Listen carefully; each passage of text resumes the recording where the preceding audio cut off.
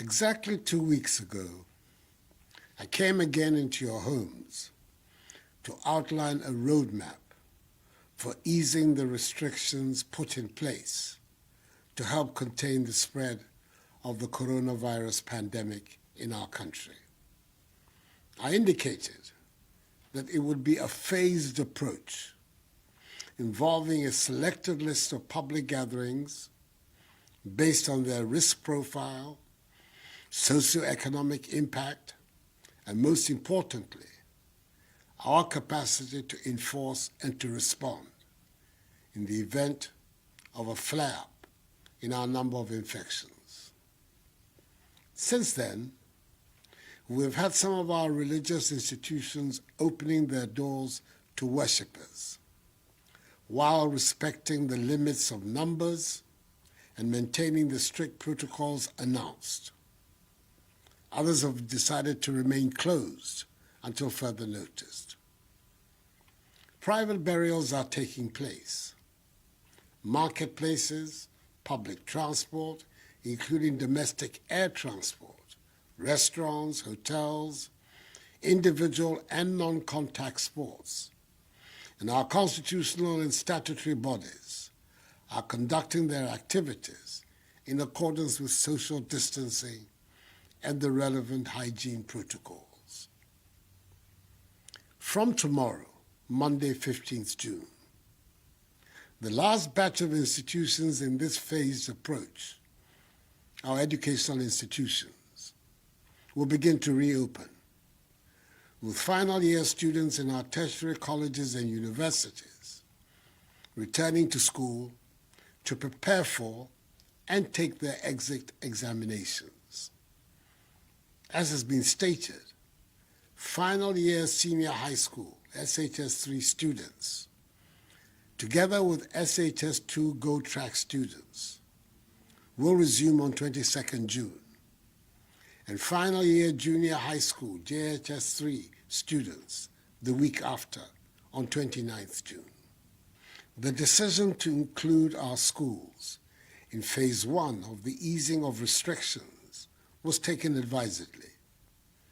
Some argue that we're putting the lives of our students, teachers, and non-teaching staff in danger by this reopening, citing the examples of other countries who have done so and recorded spikes in their infection case counts.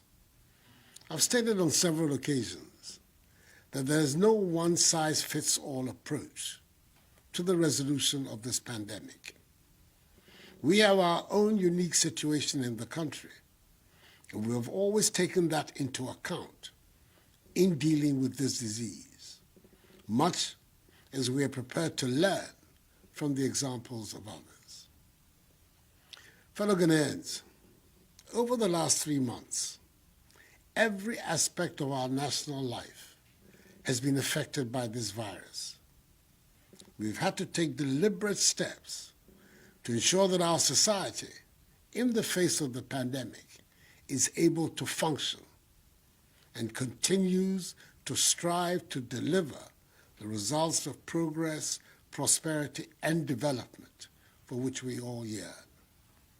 Saving lives, jobs, and livelihoods, revitalizing our economy, and safeguarding the future of our country have been at the heart of this endeavor.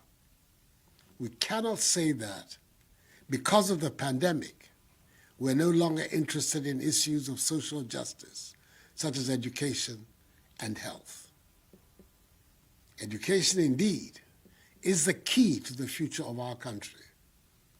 The quality of education that our educational institutions produce ultimately will determine the success or otherwise of our nation. We therefore have to find a way of guaranteeing the prospects of the generation of young people who are the objects of education today and who represent our future. We have to do everything within our power to protect their potential and thereby help preserve our future. We cannot afford to let the pandemic undermine our chances for survival and progress. We have to confront our present and future with confidence, knowing fully well that we must remain at all times vigilant and careful. So from tomorrow, operating with half the class size, final year students will begin a 6-week period of learning to finish their respective programs. Subsequently, for a period of 4 weeks, they will sit for their exit examinations.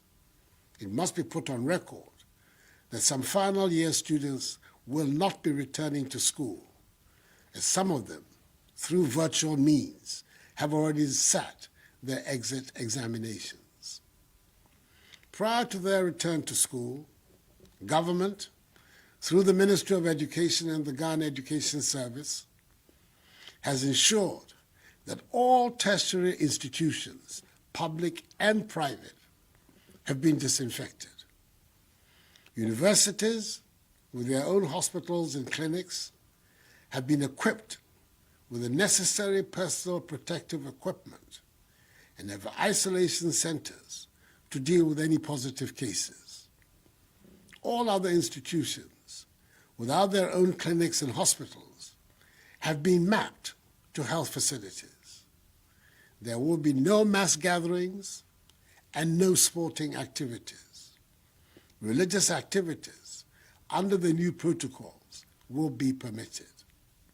Social distancing and the wearing of face masks must become the norm on campus.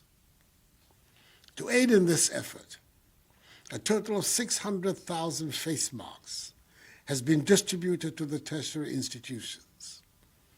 This is to enable every student, teaching and non-teaching staff, to have 3 reusable face masks. In addition to this, 1,700 Veronica buckets, 200,000 liters of hand sanitizers, 3,400 liters of liquid soap, and 900 thermometer guns have been distributed, with the transportation and delivery of these items being overseen by the Special Logistics Team of the Government Committee, chaired by the sagacious, experienced politician, the Senior Minister, Honorable Yao Asafo-Mafo, that is supervising the reopening of the schools. I met with the Vice Chancellors of the universities, both public and private, last Tuesday, who pledged that they would cooperate to ensure that this exercise is effectively undertaken. And I thank them very much for their cooperation. Our intention is to secure the lives of the nearly 200,000 students, lecturers, and non-teaching staff who will be returning to campus from tomorrow. And I appeal to them also to do their bit to help us succeed.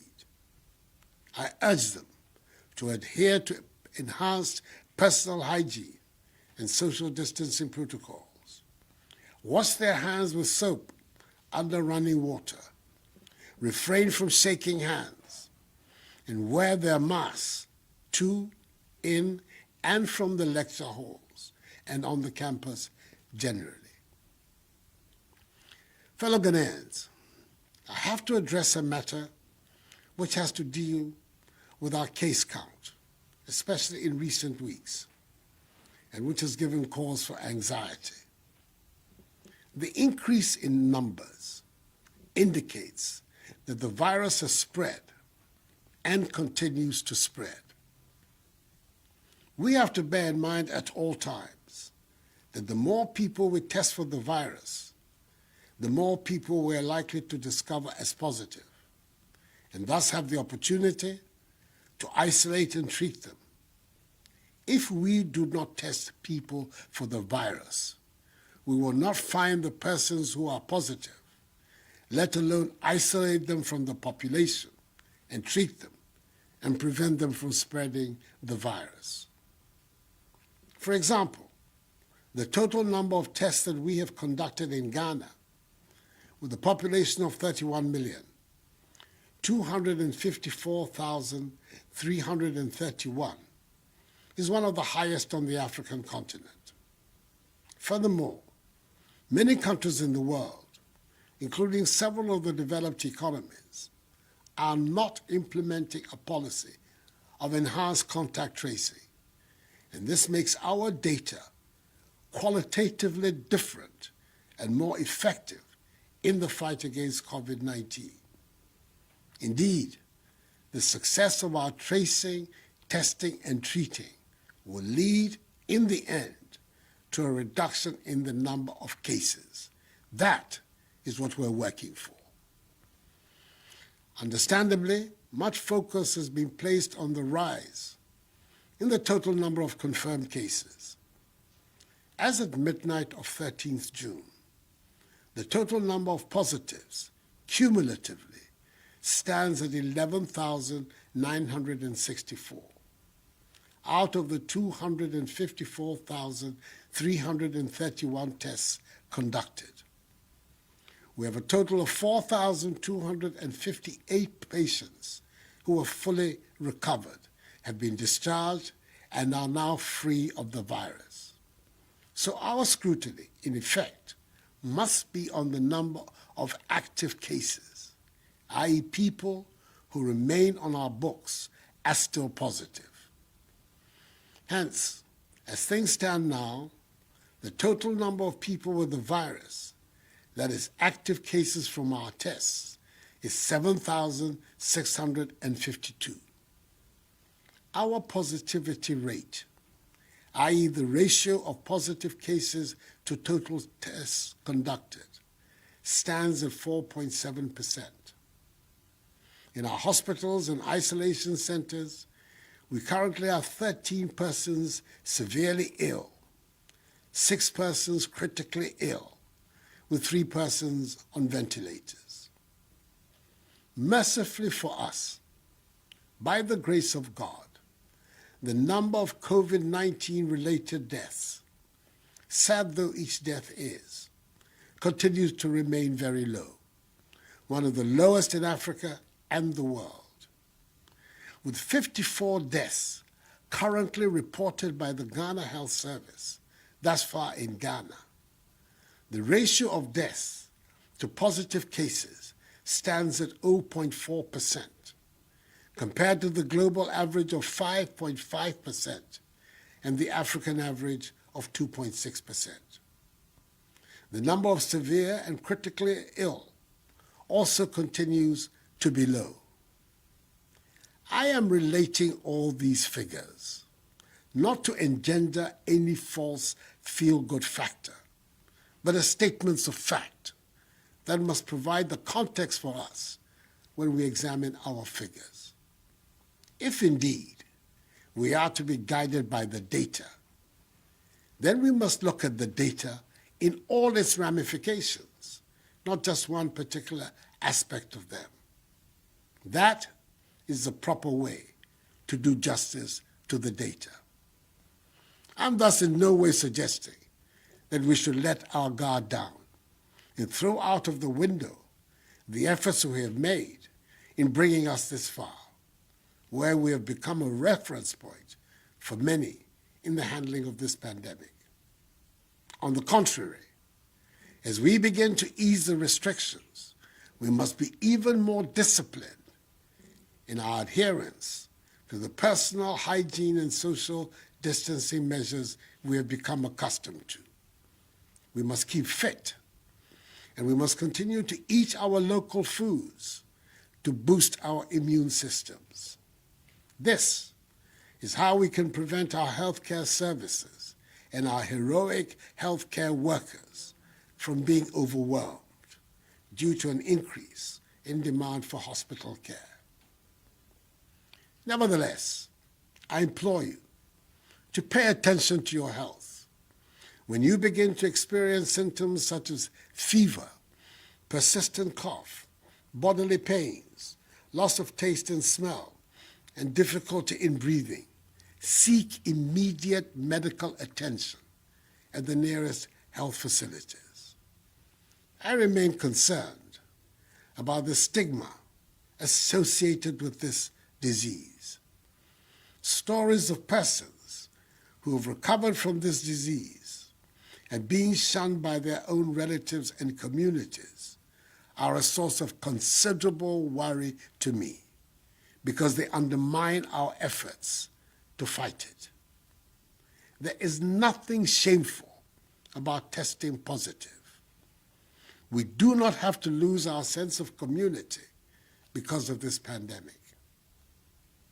Government, through the Ghana Health Service, continues to monitor on a daily basis the spread of the virus and has benchmarks of health outcomes which define the mitigation measures that must be pursued to curb the spread of the disease and enable us to reassess the easing of restrictions.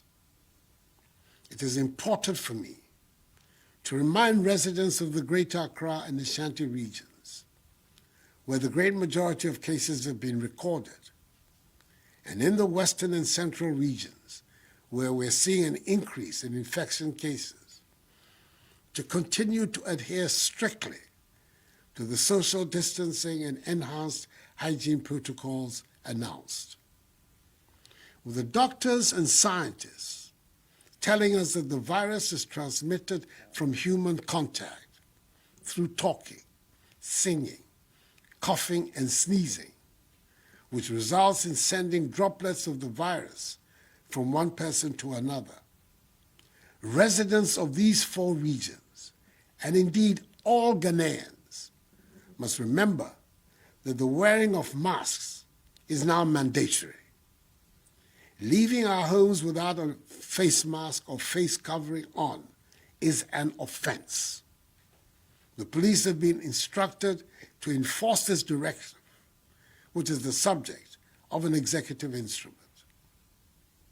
Let me repeat, our survival is in our own hands. If we are lax and inattentive, we will continue to have serious challenges with the virus. If we are mindful and self-disciplined, we have it in us to defeat this pandemic and help return our lives to normalcy. I appeal to each and every one of you for your help in this regard. That is the surest way to realizing our collective vision of building a new Ghanaian civilization where the rule of law is not a slogan, but a directive principle of state development, where we deliver social and economic transformation that has a meaningful impact on the lives of all of our people, where a strong and vibrant economy creates jobs for the masses of our young people, and in the process, creates a society of opportunities and aspirations for all, where we are no longer pawns nor victims of the world order, and where the vision of our founding fathers of a free, progressive, and prosperous Ghana is attained. Let us together rise to the occasion and fulfill our common destiny. We can do it.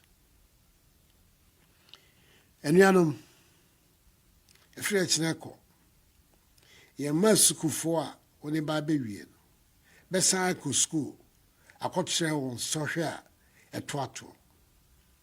University foɔ bɛkɔkyena. SHS 3 ne SHS 2 go track foɔ nso bɛkɔ ɔkyena na awɔtwe.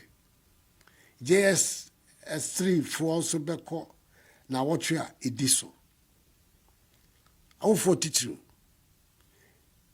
Mimamu nyinaa te aseɛ sɛ nhyehyɛeɛ a biara a ɛwɔ sɛ yɛyɛ de bɔ yɛn man ho ban, aban ayɛ. Mesrɛ mo, ɛne yɛn ma ɛnkɔ so ndi nhyehyɛeɛ a ɛde yɛn bɛbɔ yɛn ho ban no ɛso. Na Onyankopɔn adaroma, yɛntumi ɛyi saa yare yi mfiri yɛn so. Anyame me kɛgyɛwɔ Obi fe na abagbe school na Bayer school na Magma. I mean nagbe wolue. University B Bayer wo. The SHS3 ke SHS2 go track B Bayer wase Uchi. JHS3B Bayer school Uchi enyomne. Mi small ni fe nye no yake. What to gbejia ni fe ojogba. Ni waka wo ba ni ibaha wo bi efe aya school ni saniko behi. Mi panya fai. Waka wo bi efe abomode ni bi efe ni ke ni yano. Ni modromo waka neke helane aje wote.